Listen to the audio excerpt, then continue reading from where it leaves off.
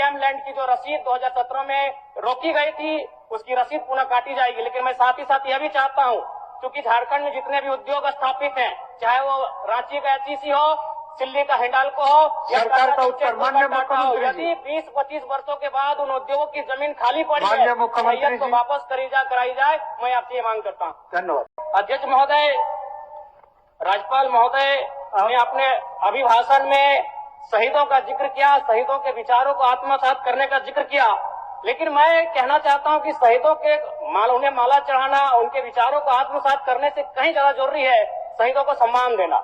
मैं एक झारखंड, चूंकि माननीय मुख्यमंत्री भी झारखंड आंदोलनकारी के सुपुत्र आज वो मुख्यमंत्री हैं, मैं भी एक झारखंड आंदोलनकारी का बेटा हूं, आज मैं विधायक के रूप में आपके बीच हूं, लेकिन आज असंख्य झारखंड आंदोलनकारी के परिवार है जो छत विच्छत हो चुका है। इसलिए मैं चाहता हूं जिस प्रकार एसटी आरक्षण, ओबीसी आरक्षण और एससी आरक्षण, ईडब्ल्यूएस आरक्षण के साथ झारखंड आंदोलन की लड़ाई लड़ने वाले आंदोलनकारियों के परिवार को, आश्रितों को 5% आरक्षण की व्यवस्था की जाए, ये मैं सदन से मांग करता हूं। अध्यक्ष महोदय, सदस्य जयराम जी बोलिए,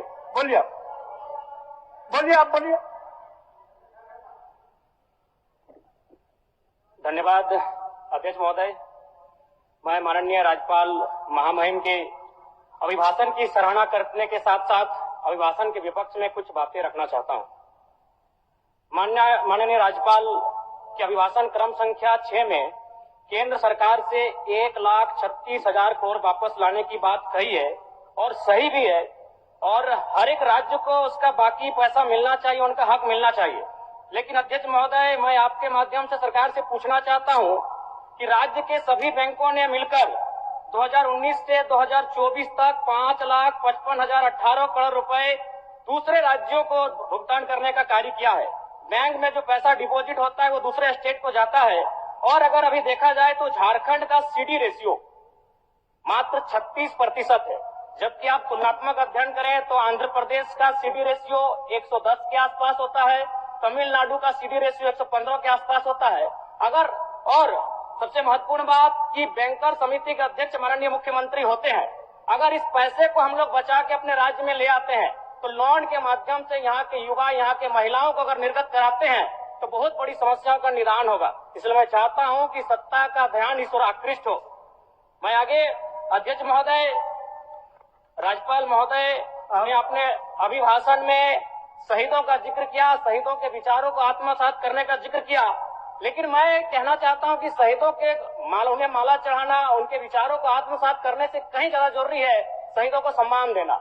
मैं एक झारखंड, चूंकि माननीय मुख्यमंत्री भी झारखंड आंदोलनकारी के सुपुत्र आज वो मुख्यमंत्री हैं, मैं भी एक झारखंड आंदोलनकारी का बेटा हूं, आज मैं विधायक के रूप में आपके बीच हूं, लेकिन आज असंख्य झारखंड आंदोलनकारी के परिवार है जो छत विच्छत हो चुका है। इसलिए मैं चाहता हूं जिस प्रकार एसटी आरक्षण, ओबीसी आरक्षण और एससी आरक्षण, ईडब्ल्यूएस आरक्षण के साथ झारखंड आंदोलन की लड़ाई लड़ने वाले आंदोलनकारियों के परिवार को, आश्रितों को 5% आरक्षण की व्यवस्था की जाए, ये मैं सदन से मांग करता हूं।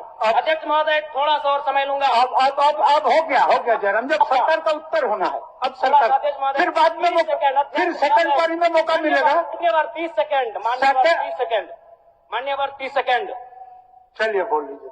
राज्यपाल महोदय के अभिभाषण में इको टूरिज्म डेवलपमेंट कॉर्पोरेशन निर्माण की बात कही है, जो कि सराहनीय है, और मैं चाहता हूं मेरे क्षेत्र में एक पारासात में पुत्री गढ़ी आता है और डेलिया डैम आता है, उनका उस दिशा में भी डेवलपमेंट करने की दिशा में आगे बढ़ा जाए। और सबसे महत्वपूर्ण बात जो झारखंड के नाम में छुपा है, झाड़ और खंड, झाड़ यानी जंगल, खंड यानी जमीन भूभाग, एक बहुत बढ़िया संबोधन अभिभाषण रहा महोदय, जिसमें उन्होंने जीएम लैंड की जो रसीद 2017 में रोकी गई थी उसकी रसीद पुनः काटी जाएगी। लेकिन मैं साथ ही साथ यह भी चाहता हूं, क्योंकि झारखंड में जितने भी उद्योग स्थापित हैं, चाहे वो रांची का एचईसी हो, दिल्ली का हिंडाल्को हो, सरकार का उत्तर माननीय मुख्यमंत्री, यदि 20-25 वर्षों के बाद उन उद्योगों की जमीन खाली पड़ी है, माननीय मुख्यमंत्री को वापस कराई जाए, मैं आपसे ये मांग करता हूँ। धन्यवाद।